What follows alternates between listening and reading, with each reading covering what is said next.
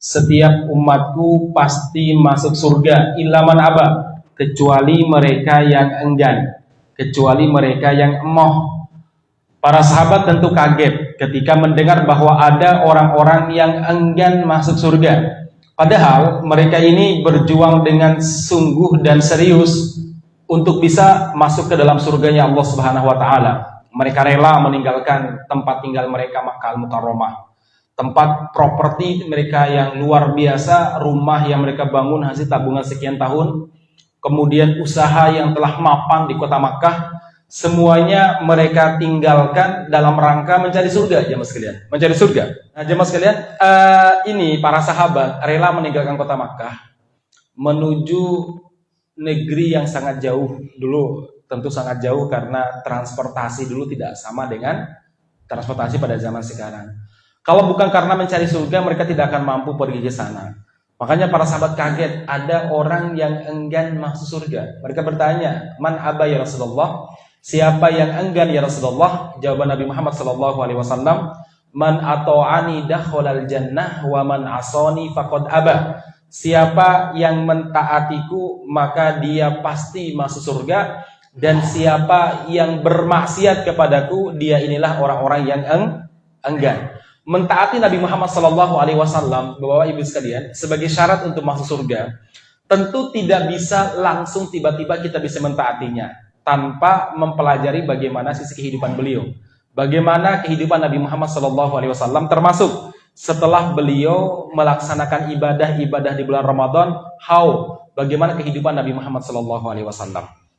Baik, jemaah sekalian yang mudah-mudahan dirahmati Allah Subhanahu wa taala, kenangan-kenangan manis di bulan Ramadan saya rasa masih ada di benak kita, di memori kita. Bagaimana sahur bersama dengan keluarga, buka bersama dengan sahabat-sahabat di masjid.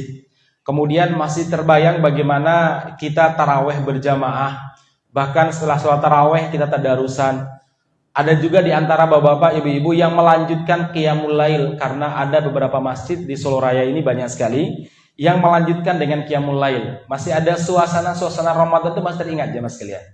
Nah, ma'asyiral muslimin yang mudah-mudahan dirahmati Allah Subhanahu wa taala, hanya saja ibadah Ramadan ini bisa dianggap kita berhasil melakukannya, kata para ulama, kalau seandainya pasca Ramadan setidaknya kita memiliki dua ciri. Yang pertama, jamaah sekalian, adalah apa? Kondisi ibadah kita sebelum Ramadan dan setelah Ramadan itu berbeda. Setelah Ramadan jauh lebih baik daripada sebelum Ramadan. Kenapa demikian? Para ulama mengatakan innal hasanat, sesungguhnya kebaikan-kebaikan itu akan melahirkan kebaikan-kebaikan berikutnya. Artinya kalau kita di bulan Ramadan baik, ibadahnya baik, tentunya melahirkan kebaikan-kebaikan setelah bulan Ramadan. Ma'asyiral muslimin yang mudah-mudahan dirahmati Allah Subhanahu wa taala, ini di antara bentuk dan tanda-tanda orang tersebut diterima amal ibadahnya di bulan Ramadan. Pasti pasca Ramadan dia lebih baik daripada sebelum Ramadan. Ma'asyiral muslimin yang mudah-mudahan dirahmati Allah Subhanahu wa taala, yang kedua, kata para ulama, orang yang serius untuk beribadah di bulan Ramadan dan dia yang akan mendapatkan pahalanya adalah apa? Selain dia serius dalam melaksanakan ibadah di bulan Ramadan, dia juga punya rasa takut jangan-jangan ada di antara amal ibadahnya yang ditolak oleh Allah Subhanahu wa taala. Jadi antara harapan dan ketakutan itu seimbang. Dia berharap sekali agar ibadah-ibadah di bulan Ramadan diterima oleh Allah Subhanahu wa taala. Tetapi di saat yang bersamaan dia punya rasa ketakutan juga. Jangan-jangan ada di antara ibadah-ibadah yang dia lakukan, baik itu puasanya, tilawahnya, sedekahnya, berkurang nilainya, atau bahkan mungkin ada di antaranya yang ditolak oleh Allah Subhanahu wa taala. Boleh jadi karena riya, boleh jadi karena sum'ah, atau perkara-perkara yang membatalkan ibadah-ibadah lainnya akan kita ceritakan nanti. Ma'asyiral muslimin yang mudah-mudahan dirahmati Allah Subhanahu wa taala, dalam sebuah ayat di surat Al-Mu'minun ayat yang ke-60 sampai 61, Allah Subhanahu wa taala menggambarkan hamba-hambanya yang pasti mendapatkan kebaikan, yang pasti diterima amal ibadahnya. Allah menggambarkan dalam dua ayat tersebut dengan firman-Nya begini. walladzina yu'tuna ma atau wa qulubuhum wajilah annahum ila rabbihim raji'un. Ketika walladzina yu'tuna ma atau, yaitu orang-orang yang menginfakkan sebagian harta yang Allah berikan kepada mereka. Wa qulubuhum wajilah, dan hatinya bergemetar, hatinya ada rasa takut. Setelah dia berinfak, setelah dia beramal soleh, dia memiliki rasa takut. Annahum ila rabbihim raji'un, karena mereka ingat akan kembali kepada Allah Subhanahu wa taala. Nah, ketika ayat ini didengar oleh Ibunda Aisyah radhiyallahu anha, istri tercinta Rasulullah sallallahu alaihi wasallam, beliau kaget dan beliau bertanya kepada Rasulullah, "Ya Rasulullah, man haula?" Siapa mereka ya Rasul? Kok aneh? Aneh, kata Aisyah. Kenapa? Logikanya manusia dan perasaan manusia, sehabis berinfak, sehabis berbagi, kan biasanya adem, tentram hatinya, bahagia karena sudah bisa berbagi, karena sudah bisa berinfak. Tapi kok dalam ayat ini Allah menyebutkan ada orang yang sehabis berbagi, sehabis berinfak, bersedekah, mengeluarkan zakat dan lain sebagainya, hatinya bergemetar. Ya Rasulullah, siapa mereka? Aha ula'il ladzina yaznun. Jangan-jangan mereka ini selain berinfak, selain sedekah, selain sholat, mereka ini masih suka berbuat zina, masih suka selingkuh ya Rasulullah. Ahumul ladzina yasrikun, atau jangan-jangan mereka masih suka mencuri. Jadi ibadahnya jalan, nyuri juga jalan, ya korupsi juga jalan. Atau ya Rasulullah, jangan-jangan mereka ini adalah orang-orang yaktulun, masih suka membunuh, melakukan pembunuhan. Atau jangan-jangan yashrabunal khamra, mereka ini para pemabuk ya Rasul, ya ibadah jalan, ya mabuk jalan. Apakah begitu ya Rasulullah? Apa jawaban Nabi Muhammad sallallahu alaihi wasallam? La ya binta Siddiq. Tidak wahai putrinya As-Siddiq, yaitu Abu Bakar. Bukan. Haula'il ladzina yasumun wa yusallun wa yatasaddaquna bi amwalihim. Justru mereka ini adalah orang-orang yang serius dalam puasanya, dijaga ibadah puasanya. Ramadan dia jaga, dilanjutkan dengan puasa-puasa sunnah setelah Ramadan seperti 6 hari di bulan Syawal. Wa yusallun, mereka adalah orang-orang yang senantiasa menjaga salatnya. Jadi selain salat 5 waktu, mereka tambahkan dengan witir, mereka tambahkan dengan tahajud, duha dan lain sebagainya. Dan mereka ini wa yatasaddaquna bi amwalihim. Mereka semangat sedekahnya luar biasa, kata Rasulullah SAW. Tetapi wahai Aisyah, yakhafuna alla yataqabbala minhum. Mereka seringkali terpikir atau terlintas dalam pikiran mereka, jangan-jangan ada di antara ibadah mereka tadi, baik sholatnya, siamnya, sedekahnya, ditolak oleh Allah Subhanahu wa taala, tidak diterima oleh Allah Subhanahu wa taala. Ya Aisyah, mereka adalah orang-orang yang pasti mendapatkan apa yang mereka cari, yaitu surga. Mereka pasti akan mendapatkan apa yang mereka cari, yaitu pahala. Allah berfirman, setelah kelanjutan ayat tadi, Allah mengatakan, ulaika yusari'una fil khairat wa hum laha sabiqun. Orang-orang yang menjaga sholatnya, menjaga puasanya, sedekah juga semangatnya luar biasa, tetapi punya kekhawatiran, jangan-jangan ada di antara amal ibadahnya yang dikurangi atau ditolak oleh Allah Subhanahu wa taala. Ulaika yusari'una fil khairat. Orang-orang seperti inilah yang serius mencari kebaikan. Yusari, berlomba-lomba, yang serius mencari kebaikan. Wahum laha sabikun, dan mereka pasti mendapatkan kebaikan yang mereka cari. Ya, jadi ini ciri yang kedua jamaah sekalian ya. Jadi sekali lagi, kalau dalam diri kita merasa aman-aman saja, pasti diterima lah. Tilawah saya diterima, puasa saya diterima, kemudian infak saya diterima. Jamaah sekalian, kita khawatirkan, kita termasuk orang-orang yang rugi karena berbeda dengan ciri khas orang yang disebut oleh Allah Subhanahu wa taala sebagai laha sabikun, orang yang pasti mendapatkan kebaikan yang mereka cari. Ciri khasnya tadi bahwa optimis itu wajib, tetapi juga ada rasa khawatir. Jangan-jangan ada di antara amal ibadah kita yang ditolak oleh Allah Subhanahu wa taala, sehingga Rasulullah dan para sahabat senantiasa setelah selesainya ibadah Ramadan, mereka berdoa kepada Allah, mudah-mudahan ibadah-ibadah mereka di bulan Ramadan, bahkan setelah 3 bulan, 4 bulan, mereka tetap berdoa agar diterima oleh Allah Subhanahu wa taala. Setelah 2 bulan, 3 bulan Ramadan berlalu, terus berdoa. Ya, agar apa? Ibadah mereka di bulan Ramadan diterima oleh Allah Subhanahu wa taala. Baik, jemaah sekalian yang mudah-mudahan dirahmati Allah Subhanahu wa taala. Sekarang kita masuk pada bagaimana Rasulullah sallallahu alaihi wasallam dan para sahabat, para ulama salaf menjaga keistiqomahan di bulan Ramadan. Ya, istiqomah ini memang berat ya. Sampai disebutkan dalam sebuah riwayat Rasulullah sallallahu alaihi wasallam itu beruban. Ubannya Nabi, kata Anas bin Malik, itu kurang lebih 18 lembar. Para sahabat itu sampai menghitung ubannya Nabi ya. 18 lembar ya. Kalau ubannya kita banyak sekali ya, nggak kehitung ya. Apalagi kalau sudah di atas usia 50 tahun. Nah, ubannya Nabi sampai beliau wafat 63 tahun. Itu cuma berapa? Ya, 18. Ada yang mengatakan 20 helai. Pokoknya di bawah 20 lah ya, 20 ke bawah lah. Ubannya Nabi Muhammad sallallahu alaihi wasallam. Kenapa para sahabat sampai tahu seperti itu? Karena para sahabat ketika Nabi Muhammad sallallahu alaihi wasallam sisir rambut, dan Nabi itu kemana-mana bawa sisir ya. Disebutkan dalam sebuah riwayat, ada beberapa alat pribadi yang tidak pernah lepas dari Nabi kalau beliau bepergian. Satu sisir, yang kedua gunting, kemudian parfum, kemudian siwak, kemudian celak. Ya, ini diantara barang-barang yang tidak pernah ditinggal oleh Nabi ketika bepergian. Oh, tambah lagi, cermin. Jadi ngalahin perempuan ya, ibu-ibu. Ibu kan cerminnya paling di HP aja kan ya. Itu Nabi itu kemana? Itu yang dibawa ya, parfum. Padahal beliau itu keringatnya wangi sampai para sahabat menampung keringat Nabi Muhammad SAW. Jadi kalau Nabi tidur siang atau berkeringat habis jalan, para sahabat itu akan ngeroin keringat Nabi, dimasukkan ke dalam botol, nanti dicampur dengan minyak wangi. Ya, ibu-ibu tolong jangan dicontohkan pada suami ya. Ini hanya berlaku bagi Nabi Muhammad SAW ya. Nabi itu meludah nggak pernah sampai ke tanah. Kenapa? Karena para sahabat berebutan untuk mengambilnya. Diapakan? Digunakan untuk ya nanti campur dengan air, diminum atau lap mukanya atau apa. Karena sekali lagi ludahnya Nabi berbarokah.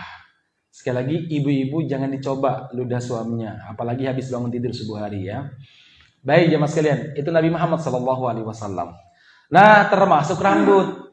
Jadi kalau Nabi nyisir rambutnya, para sahabat itu berdiri di belakang. Ngapain? Mereka mengharapkan ada di antara rambut Nabi yang rontok atau yang lepas, nanti mereka ambil. Dan sekali lagi ini berlaku hanya bagi Nabi Muhammad SAW. Nah, terkadang Nabi itu kalau mencukur rambutnya, apalagi ketika umroh di halak, yaitu apa namanya di botak ya, itu para sahabat antri, nanti Nabi yang bagi, ini kamu sekian, kamu sekian. Ya, rambut Nabi Muhammad SAW. Sekali lagi, ini hanya berlaku bagi Nabi. Berlaku bagi Nabi. Kalau hari ini ada yang mengklaim bahwa ini rambut Nabi, sebagaimana ada di Jawa Timur, ada juga di Jakarta, ada juga di Padang. Benar apa tidak? Para ulama mengatakan susah untuk pembuktiannya. Karena rata-rata peninggalan Nabi itu sudah hampir habis, sangat susah pembuktiannya. Tapi kan ada perawinya Ustaz. Ini biasanya mereka punya sanad. Ya tergantung. Sanadnya kalau benar-benar dia sebagaimana sanad dalam hadis nggak masalah. Orangnya suka berbohong apa tidak. Kalau orang yang suka percaya klinik ya bermasalah, walaupun dia mungkin dari Yaman, dari mana, kan banyak juga orang Yaman suka klinik juga banyak juga. Jadi memang saya baca dan saya pernah mengunjungi tempat-tempat seperti itu, saya tanya, ini benar nggak rambut Nabi? Iya, itu ada sanadnya. Nah, saya bilang sanadnya itu bisa dipastikan nggak bahwa para perawinya itu adalah orang-orang yang jujur? Susah juga. Tapi terkadang sebagian teman-teman kita sudah terlanjur mencium rambut Nabi, bahkan ada sandal Nabi ya. Saya pernah ke sebuah tempat yang konon di situ ada sandalnya Nabi. Saya datangi, saya lihat, karena saya kebetulan ngisi kajian Syama'il. Syama'il itu tentang kepribadian Nabi Muhammad SAW di daerah dekat Pasar Klewer sana. Ada buku Syama'il Muhammadiyah ya. Saya punya kajian rutin Syama'il Muhammadiyah ya. Saya cocokkan dengan hadis-hadis Nabi, kok nggak cocok ya. Kemudian lagi pula sandalnya kok masih bagus, padahal sudah 1000 sekian tahun yang lalu. Ya alasannya mereka, apa yang ada pada Nabi tidak pernah rusak. Oh iya, rumah Nabi jadi rusak gitu ya. Wes ada cara orang untuk untuk mencari alasan ya. Baik, saya kalau saya ditanya, benar nggak? Saya tidak membenarkan juga tidak mendustakan. Cuma kalau saya pribadi sih perlu waspada juga karena di beberapa tempat diklaim katanya yang paling asli di Tap-Tapi, yaitu yang di Turki. Tapi juga di beberapa daerah di Saudi juga diklaim ini tempatnya. Di Yaman juga ada. Wah, di Indonesia malah akeh banget ya. Sehingga saya kadang bingung ini yang benar yang mana nih ya. Maka tidak bisa kita dustakan, tidak bisa juga kita benarkan juga. Susah untuk membenarkannya. Baik, jemaah sekalian yang mudah-mudahan dirahmati Subhanahu wa taala, dibagi. Ya, ada yang simpan, nanti dimasuk ke dalam dompet ya, ada dimasukkan kemana. Jadi itu asar Nabi. Sehingga para sahabat ngerti rambut Nabi berapa yang beruban ya, rambut Nabi berapa yang beruban. Nah, dan mereka terheran-heran kenapa Rasulullah SAW bisa beruban. Kalau kita beruban ya, maka mungkin tidak begitu menarik untuk ditanyakan. Kenapa orang-orang hari ini berubannya bukan hal-hal yang sepele kadang. Kadang salah minyak rambut. Terkadang karena banyak mikirin hutang gitu ya. Terkadang banyak mikirin keluarga misalkan. Kalau Nabi ini kenapa beruban? Ditanya oleh para sahabat. Ya Rasulullah, malladhi yushayyibuka? Apa yang membuat Anda beruban ya Rasulullah? Apa yang membuat Anda beruban ya Rasulullah? Apa jawaban Nabi? Syayyabasni Hudun wa akhwatuha. Yang membuat saya beruban adalah surat Hud dan saudari-saudarinya. Fastaqim kama umirta wa man taba ma'aka wala tatghaw. Itu diantara ayat yang membuat Nabi Muhammad beruban. Perintah apa? Untuk istiqomah. Ini memang istiqomah ini berat ya mas sekalian ya. Istiqomah itu berat sampai Imam Ibnu Qayyim Al-Jauziyah, ulama Ahlus Sunnah wal Jamaah mengatakan afdalul karomah, karomah yang paling utama, karomah yang paling luar biasa adalah apa? Luzumul istiqomah. Orang tuh bisa istiqomah, itu karomah yang luar biasa, bukan bisa berjalan di atas air atau bisa berterbang di atas awan misalkan. Ya itu mah sekarang untuk zaman sekarang itu bukan sesuatu yang aneh. Sekarang kalau Anda ingin berjalan di atas air, datang aja ke danau atau mungkin di sana kan ada sampan, ada apa kan bisa berlari malah di atas air ya. Sekarang kan banyak orang-orang yang bertapa agar bisa berjalan di atas air. Ya, bertapanya bisa kadang 2 hari 2 malam, bahkan 3 hari 3 malam. Saya pernah ketemu dengan orang mantan-mantan udah taubat sih. Cerita, Ustaz, kami supaya bisa berjalan di atas air itu kami bertapa 5 hari 5 malam tanpa makan dan tanpa minum. Biasanya puncak yang tertinggi pertapaan itu di Gunung Lawu, di Gua Sumur Jolotundo namanya ya. Saya pernah masuk juga sih, ingin lihat kayak apa sih Sumur Jolotundo itu. Memang banyak Pak, banyak kamar pertapaannya di puncak Lawu sana. Sebelum sampai puncak biasanya ada tuh. Anda turun saja ya. Cuma licin, hati-hati. Saya ke sana bukan untuk bertapa, cuma ingin melihat aja sih. Itu kadang mereka cuma pakai celana dalam toh ya. Itu dilempar pakai kerikil pun akan bergerak itu. Kenapa? Kalau dia bergerak bisa batal. Kebayang kalau sudah 4 hari 4 malam tinggal 1 hari 1 malam. Anda lempar pakai kerikil dia bergerak batal itu ya nggak jadi. Harus mulai dari awal. Itu saya pernah lempar. Ada yang bertapa tak lempar pakai kerikil sih, tak lempar gitu ya. Nggak gerak, diam aja. Diam. Nah sekali-kali kalau mendaki Lawu itu Anda turun ke sana ya. Memang suasananya mistiknya luar biasa. Biasanya teman-teman pada ketakutan kadang ya. Nah turun sampai bawah itu ada kamar-kamarnya sampai bawah. Dulu saya masih ingat tangganya itu kecil gitu nih ya. Kalau sekarang dengan bobot saya sekarang nggak berani kayaknya masuk ya. Karena tangganya kecil, licin ya. Sampai bawah, di bawahnya ada sungainya. Ada sungainya, airnya bagus, jernih. Nah, masyarakat muslimin katanya kalau ingin dapat ilmu tertentu, ya terutama ilmu tadi bisa berjalan di atas air, kemudian bisa menghilang, ya, kemudian itu katanya tadi bertapa. Lah saya bilang memang bisa berjalan di atas air, bisa Ustaz. Syaratnya ketika berjalan nggak bisa ngomong dan nggak boleh ngajak orang selfie. Wah, orang penak no ya. Jadi kan sekarang kan seharusnya aneh-aneh itu bisa di selfie diabadikan kan begitu ya. Tenanan apa orang itu? Ya gitu iya sih Ustaz ini ya. Saya bilang capek-capek Pak 5 hari 5 malam untuk bisa berjalan di atas air. Cukup Anda itu pergi ke danau apa itu? Sarangan ya. bayar 50.000 itu bisa bolak-balik, 100 bisa bolak-balik 2 kali itu Pak, saya bilang gitu nih. Capek sekali 5 hari 5 malam. Terkadang orang-orang yang berbuat syirik itu cara logika berpikirnya kebalik ini. Agar bisa terbang tuh cukup beli tiket 300.000, 350.000 bisa bolak-balik. Mana namanya? Jakarta itu ya. Ada yang seperti itu. Baik jemaah sekalian. Itu yang paling utama adalah apa? Afdhul karomah, luzumul istiqomah. Bisa istiqomah menjalankan kebaikan. Ini luar biasa kata Ibnu Qayyim Al-Jauziyah rahimahullah. Makanya Rasul pernah mengatakan, ahabul amal ilallah, amal yang paling utama di sisi Allah, adwamuha wa in qalla, yang continue walaupun sedikit. Continue walaupun sedikit. Ya, di bulan Ramadan kita alhamdulillah 3 atau 29 malam bisa melaksanakan tarawih minimal 11 rakaat. Pasca Ramadan, ya walaupun enggak 11 rakaat tetap ada. Walaupun saya capek enggak 11 rakaat tetap ada. Minimal paket hemat. Ya, paket hemat berapa Pak? 2 tahajud, 1 witir.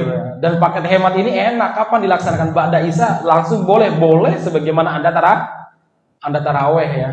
Jadi kalau Anda misalkan terlalu capek, kegiatannya banyak, laksanakan ba'da Isya. Biasanya di kalangan mazhab Hanafi itu banyak seperti ini. Saya beberapa kali di Suriah, di Turki itu lihat teman-teman habis sholat Isya, langsung sholat Isya, sholat sunnah, lanjutkan dengan qiyamul lailnya. Saya bilang, sholat apa? Qiyamul lail. Kenapa?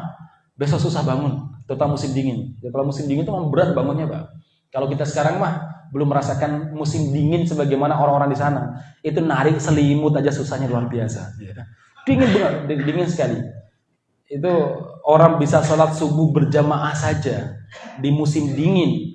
Itu sudah top ya. Jangan tanya tahajudnya kalau di daerah dingin sana. Nah, maksud muslimin yang mudah-mudahan dirahmati Subhanahu wa taala, itu kalau di daerah pedalaman ya. Beda kalau mungkin di kota kan ada penghangatnya, AC-nya pakai AC penghangat, itu kan beda. Ya, kalau daerah pedalaman ya emang nggak ada listriknya kayak tempat saya dulu, bukan karena ada listriknya, karena kondisi perang ya. Itu memang nggak ada listrik ya. Jadi kita itu manas itu pakai kayunya kayu basah lagi. Wah, jadi ruangan penuh dengan asap ya. Betul ya. Wah, capek juga kayak gini ya. Tidur di luar ruangan yang dipanasin tadi, dinginnya pakai 3 selimut seperti kita masih tidur di freezer ya. Itu kalau sholat subuh berjamaah itu memang luar biasa susahnya ya. Atau para pejuang pun kita bangunin itu, bangun ya. Apa dia bilang? Waduh, sebentar lagi. Ya tadi malam baru dirosah ya, baru jaga mawang betulnya. Sholat subuh itu kan teman-teman tuh ada yang 1 jam setelah sholat subuh ya, setelah adzan subuh, karena berat ya. Nah biasanya teman-teman kalau musim dingin itu saya lihat mereka mengajukan sholat malamnya, ya, diajukan sholat malamnya karena musim dingin berat biasanya. Baik, jemaah sekalian yang mudah-mudahan dirahmati Subhanahu wa taala, adwamuha wa in qalla. Kalau di bulan Ramadan kita sudah terbiasa dengan sedekah, sehari terkadang kita bisa 10.000, 20.000, 50.000, bahkan kalau malam-malam ganjil ada yang sekian juta misalkan. Maka ma'asyiral muslimin, setelah berlalunya bulan Ramadan, jangan kita tinggalkan ya walaupun sekitar 5.000 rupiah atau 2.000 rupiah. Bagian daripada apa? Adwamuha wa in qalla. Continue walaupun sedikit. Kenapa demikian begini? Saya pernah mengkaji ini kenapa sih ya? Sedikit yang penting continue. Karena begini, seseorang kalau sudah terbiasa dengan sebuah aktivitas, dengan sebuah kebaikan, lantas suatu waktu dia terhalang untuk melakukan kebaikan tersebut, kata Rasulullah, Allah mencatat dia telah melakukan kebaikan tersebut. Contoh, bapak-bapak terbiasa nih infak per hari taruhlah 10.000 misalkan, atau taruhlah misalkan 20.000 per hari. Kemudian suatu waktu nggak bisa infak karena mungkin sakit atau bepergian jauh, maka Allah menulis Anda telah berinfak hari itu. Karena sudah menjadi kebiasaan. Anda terbiasa sholat subuh di masjid, menjadi rutinitas Anda sholat subuh di masjid. Selama 3 hari karena sakit di rumah sakit misalkan, Anda kemudian tidak bisa sholat subuh di masjid berjamaah, sholatnya di atas kasur, itu pun dalam posisi tidur. Maka orang seperti itu tetap dicatat telah melaksanakan sholat subuh berjamaah, walaupun dia sholatnya di rumah, walaupun sholatnya di kamar rumah sakit, karena dia sudah menjadi kebiasaan dia. Adwam tadi, continue. Sama lah jamaah sekalian. Kalau sudah terbiasa Senin Kemis, kok suatu waktu nggak bisa, entah karena safar atau karena udur-udur yang lainnya, maka dia hari itu atau pekan itu tetap dicatat sebagai orang yang puasa Senin Kemis. Adwamu hawa in qalla. Sedikit tapi continue. Apalagi banyak dan continue ya. Baik, jemaah sekalian yang mudah-mudahan dirahmati Allah Subhanahu wa taala. Kemudian selanjutnya, bagaimana supaya kita melangkah menuju keistiqomahan. Dan ini yang dicontohkan oleh para ulama. Yang pertama jemaah sekalian, kita harus menyadari, saya dan Bapak-bapak, bahwa istiqomah pasca Ramadan dan istiqomah di beberapa ibadah lainnya, ini aktivitas hati kita, bukan aktivitas fisik. Ya, jadi sholat itu sebenarnya bukan aktivitas fisik. Fisik itu hanya pelaksana saja, tapi sumber kekuatan itu ada pada hati. Maka para ulama mengatakan, kalau ada orang yang ingin istiqomah, dijaga amalan-amalan hatinya, terutama apa? Ikhlas. Ikhlas ini sangat penting membuat kita bisa istiqomah. Yang kedua apa? Cita-cita yang tinggi. Cita-cita di sini bukan cita-cita dunia, tapi cita-cita dalam dunia ibadah. Cita-cita dalam dunia ibadah. Ada. Jadi dulu para ulama ada yang bercita-cita supaya dia mati meninggal di medan jihad. Ada juga ulama yang bercita-cita supaya dia bisa menyelesaikan tulisan terkait tafsir sekian ribu lembar. Jadi cita-cita dalam ibadah itu dibenarkan. Anda misalkan punya cita-cita setiap tahun saya umroh, bagus. Anda punya cita-cita setiap bulan saya khataman Al-Quran. Anda punya cita, bagus. Jadi harus ada cita-cita. Kalau orang tidak punya cita-cita sama sekali, nggak punya target, maka susah untuk bisa istiqomah. Rasulullah SAW pernah mengingatkan kepada kita, Innallaha yuhibbu ma'aliyal umur. Allah sangat mencintai cita-cita perkara-perkara yang tinggi, termasuk cita-cita yang tinggi. Allah sangat mencintainya. Wa yakrahu safsafaha. Allah sangat membenci perkara-perkara yang rendah. Cita-cita yang rendah Allah benci. Bahkan Rasul mengajarkan di antara contoh bercita-cita tinggi, idza sa'altumullah fas'alul firdaus al-a'la. Fa innaha awsatul jannah. Kalau kamu meminta kepada Allah, mintalah firdaus, jangan yang ma'wa, ya. Jangan jannatul na'im, itu kelas di bawah. Minta langsung firdaus. Kenapa? Awsatul jannah, karena firdaus itu yang paling tinggi. Ya. Jadi orang kalau nggak punya cita-cita yang tinggi, kalaupun nggak berhasil mencapai target, minimal 1 derajat di bawah targetnya tersebut. 1 derajat. Ibarat begini, Anda pernah daki gunung. Zaman kita kuliah, sering sekali daki gunung. Kalau kita cita-cita, saya akan sampai ke puncak sebelum subuh. Pokoknya harus sampai puncak. Saya rasa Anda akan sampai ke puncak. Walaupun pada faktanya, misalnya karena capek atau karena baru kali pertama, Anda sampainya di atas puncak jam 6 atau jam 5 misalkan. Nggak sampai sebelum subuh. Tapi kalau kita cita-citanya, wes, oropo, nggak harus sampai puncak. Sampai pos 1, pos 2 ya ropo-ropo ya. Nanti sampai sana ya gelar tenda. Itu sampai pos 1 aja belum tentu. Sebelum sampai pos 1 ya gelar tenda yuk. Ya gelar tenda kemudian sampai subuh nanti di situ ya. Baru kemudian turun. Orang itu bergerak sesuai dengan cita-citanya. Makanya syarat pertama agar kita bisa istiqomah di atas shiratal mustaqim dan kebaikan-kebaikan yang pernah kita lakukan adalah apa? Harus memiliki apa? Cita-cita yang tertinggi. Makanya Imam Ibnu Qayyim Al-Jauziyah mengatakan bil himmatil 'aliyah yartaqil 'abdu. Seorang hamba itu bisa naik ke tangga yang berikutnya dalam ibadah. Kapan? Ketika dia punya cita-cita yang tinggi. Baru dia bisa naik. Awalnya kalau dia udah punya cita, saya akan sekian, tidak meninggalkan qiyamul lail misalkan, setiap hari minimal 1 juz, itu nanti terus kalau dia punya cita seperti itu. Tapi kalau ya baca ropo, nggak baca juga masalah misalkan, nggak ada cita-cita sama sekali, nggak ada target sama sekali, maka susah untuk melaksanakan melaksanakan kebaikan. Saya punya kawan, seorang ustadz kakak kelas saya di Darussyahadah dulu. Sekarang tugasnya di daerah Riau sana. Tapi aslinya orang Lampung, masih keluarga saya. Saya pernah nanya sama beliau, Ustaz, apakah antum pernah mengalami keajaiban-keajaiban dalam berdakwah? Oh ada, dia bilang. Apa itu? Yang paling saya ingat sampai sekarang adalah apa? Anda kalau punya cita-cita sekalian yang tinggi dan minta kepada Allah walaupun dalam logika manusia pada saat itu mustahil. Bagaimana? Saya ketika bujang, kata beliau, habis lulus pondok itu ditempatkan daerah Dumai sana, pelosok ya, di pedalaman Riau yang kiri kanan yang dilihat hanya apa? Pohon sawit. Kiri kanannya pohon sawit. Saya ditempatkan di sebuah masjid, masjidnya sepi sekali. Ya kalau sore baru ada bapak-bapak yang sholat. Saya diminta untuk menghidupkan dakwah di masyarakat situ. Saya anggap ini sebagai sebuah tantangan. Saya dulu awalnya pakai ontel. Padahal kalau Anda pernah ke daerah-daerah Sumatera, jarak dari satu kampung ke kampung berikutnya luar biasa, Pak. Terutama daerah Sumatera semacam Dumai tadi. Saya sering dulu ngisi rutin daerah Sumatera ya. Belum lagi pegunungan yang luar biasa. Kemudian berikutnya saya dikasih motor ya kayak Astrea gitulah, Astrea tua gitu. Sehingga kalau saya berangkat untuk ngisi kajian, berangkat sebelum asar, ngisi TPA, pindah berikutnya ke masjid berikutnya untuk ngisi kajian maghrib, pindah berikutnya untuk ngisi ba'da isya. Itu sampai di masjid tempat dulu tinggal itu jam-jam 11, jam-jam 12. Awak saya remuk redam. Kenapa? Tadi capeknya perjalanan, naik motor, belum lagi jalannya rusak ya.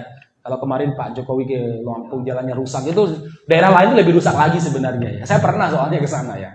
Nah, jemaah sekalian, akhirnya saya berdoa kepada Allah, saya tulis ada kurang lebih 10 item doa saya itu. Semuanya mustahil bagi anak yang baru lulus pondok saat itu. Saya tulis dengan kertas tebal, saya masukkan dompet. Jadi kalau setiap berdoa saya keluarin, saya baca. Ya Allah, saya minta A, B, C, D, saya sebutkan 1, 2, 3. Terus begitu. Dan saya yakin Allah pasti akan memenuhinya. Saya tahu nggak Ustaz? Hari ini setelah belasan tahun berlalu, semua yang saya minta sudah terwujud kecuali satu Ustaz. Apa aja Ustaz? Saya berdoa kepada Allah saat itu. Ya Allah, berikanlah saya seorang istri. Yang istri ini tidak pernah protes kalau saya tinggal dakwah sekian hari. Alhamdulillah dapat istri. Ya, orang Purwokerto. Istri saya tuh saya pergi 2 pekan, 3 pekan, itu nggak pernah protes. Saya pulang cuma 3 malam di rumah, nggak masalah bagi dia. Subhanallah, kayaknya ibu-ibu di belakangnya nggak kuat nih ya. Nggak termasuk doa beliau soalnya. Baik jamaah sekalian, alhamdulillah istri saya luar biasa sampai sekarang ya. Yang kedua, saya minta kepada Allah Subhanahu wa taala, ya Allah, berikan saya sebuah usaha yang membuat saya tidak meminta-minta kepada manusia, dakwah saya berwibawa, tapi saya nggak disibukkan dengan usaha tersebut ya Allah. Subhanallah, saya pernah ke usaha beliau juga, udah punya karyawan puluhan, tapi beliau nggak pernah sebulan pun jarang ke tempat usaha tersebut. Cukup laporan lewat WA ataupun ini sudah alhamdulillah berjalan seperti ya. Saya punya adik-adik yang saya bina, saya jadikan manajer macam-macam. Saya bisa berdakwah kemana-mana, dia bilang gitu. Oh iya. Yang ketiga, saya minta ya Allah, saya capek sekali naik motor ya Allah. Mau saya beri mobil ya Allah. Biar saya bisa kemana-mana tuh saya bisa bawa buku saya, gak kehujanan macam-macam. Alhamdulillah. Dia dapat bonus dari Arafah ya. Innova 1 karena dia termasuk agen terbaik Arafah ya. Arafah 1 Fatihah ya. Innova saya dan mobil yang antum naik ini sekarang, dulu saat itu beliau lagi ngisi bareng sama saya. Ini mobil yang antum naik ini itu hasil doa saya saat itu. Enak juga sih ya.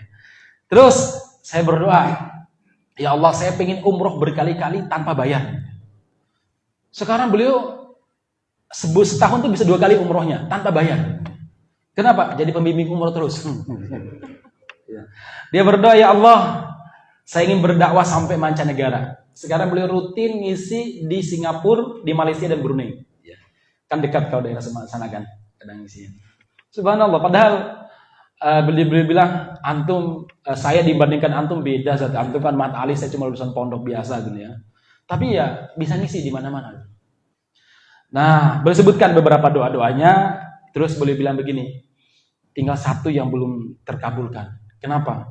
Karena kalau saya baca itu istri saya marah katanya. Apa itu? Saya pengen nikah lagi ini ya. Nah, cuma dulu ketika saya berdoa saya lupa nyebutkan kepada Allah, ya Allah, berikanlah saya istri yang tidak pernah protes kalau saya nikah lagi. Itu lupa saya itu nih. Nah, setelah nikah ini baru kemudian ya. Baik, yang jelas jemaah sekalian, beliau bilang begini. Yang jelas apa namanya? Satu, kalau Anda punya cita-cita sekalian yang tinggi dia bilang. Yang kedua, berdoa disertai husnudzon.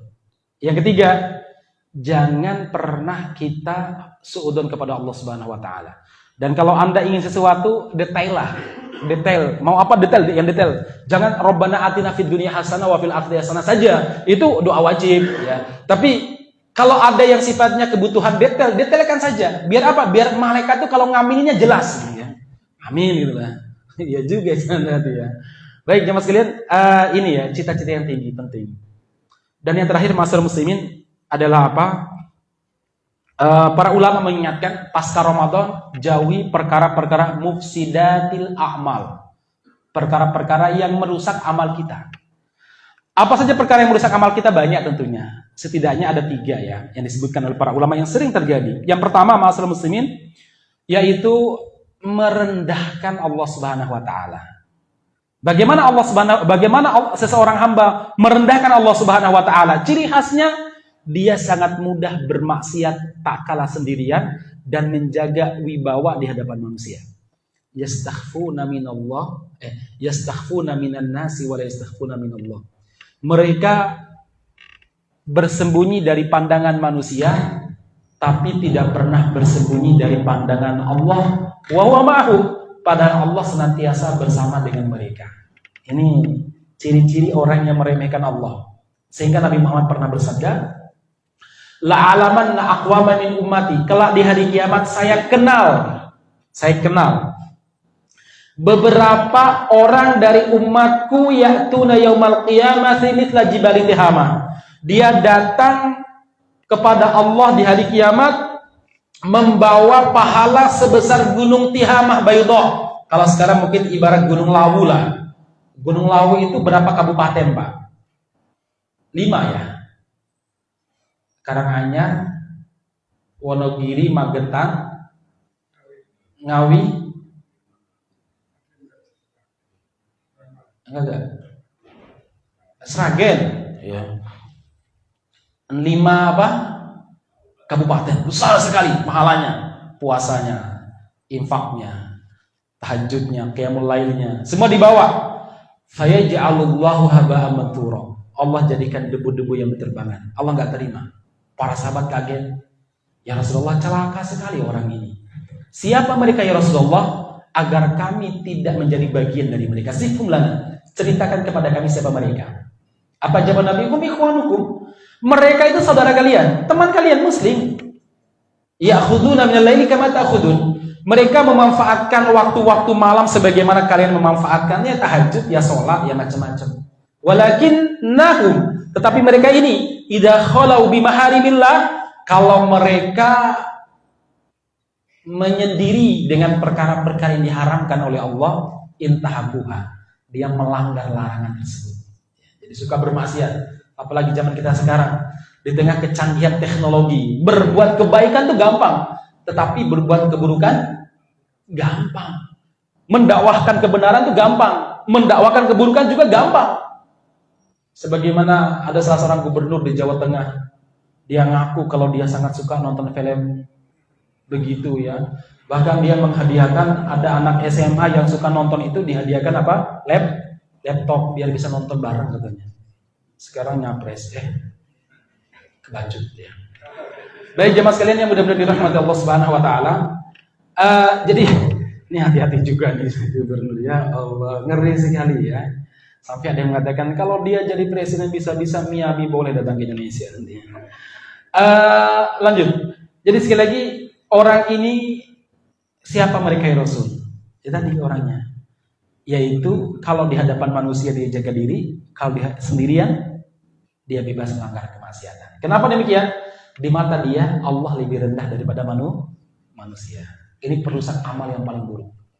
Yang kedua, al-mujaharah, yaitu orang tersebut mujaharah. Apa mujaharah itu? Orangnya terang-terangan melakukan kemaksiatan, gak tahu malu, bahkan mempromosikan kemaksiatan tersebut. Ya kayak tadi lah, iya, dia promosi kemaksiatannya, bahkan dikasih fasilitas untuk berbuat maksiat. Rasul pernah bersabda, kullu ummati mu'afan, setiap umatku pasti maafkan. Mu'afan, afwan, maaf ya. Illal mujahirin, kecuali orang yang terang-terangan. Banyak bentuk terang-terangan. Salah satunya kata Nabi, orang yang malam harinya telah melakukan kemaksiatan, asbaha, ketika dia pagi harinya Allah telah menutup celah-celah maksiatnya. Tapi dia cerita, tadi malam saya mengerjakan begini-begini, saya pernah sama si fulana, saya pernah sama si fulan. Dia cerita kemaksiatannya dengan bangga. Orang ini termasuk mujaharah. Apalagi terang-terangan, ya. Apalagi cerita di televisi, di YouTube dan lain sebagainya. Sekarang banyak apa? Justru konten-konten seperti itu tuh laris. Akhirnya diundang di berbagai macam channel. Ini banyak. Para vlogger itu malah yang bermasalah. Para vlogger itu malah cerita, nauzubillah ya. Saya lihat para vlogger, para pencari uang ya, hamba uang gitu.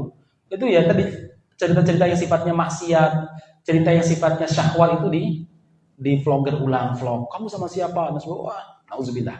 Ini mujaharah, ya, yang tidak akan diampuni oleh Allah dan dosa-dosa pahala-pahalanya sia-sia. Yang terakhir, yang ketiga, an-nifaq, perbuatan munafik. Nauzubillah. Ini memang jarang kita sadari, munafik tanpa sadar. Makanya jamaah sekalian, para sahabat itu senantiasa berdoa kepada Allah agar terbebas dari sifat munafik. Bahkan Abdullah ibnu Mulaikah, salah seorang tabi'in, dia berguru kepada 30 sahabat. 30 sahabat. Di antaranya Aisyah, Abdullah bin Abbas, Abdullah bin Umar, keluarga-keluarga Nabi Ahlul Bait. Beliau pernah mengatakan, saya berguru kepada 30 sahabat Nabi. Semuanya itu takut terjadi kemunafikan dalam dirinya. Subhanallah ya. Baik jemaah sekalian, saya kira ini perlu sampaikan. Mudah-mudahan bermanfaat. Barakallahu fiikum. Demikian kita tutup dengan doa kafaratul majelis. Subhanakallahumma rabbana bihamdika asyhadu an la ilaha illa anta astaghfiruka wa atubu ilaik. Alhamdulillahirabbil alamin. Assalamualaikum warahmatullahi wabarakatuh.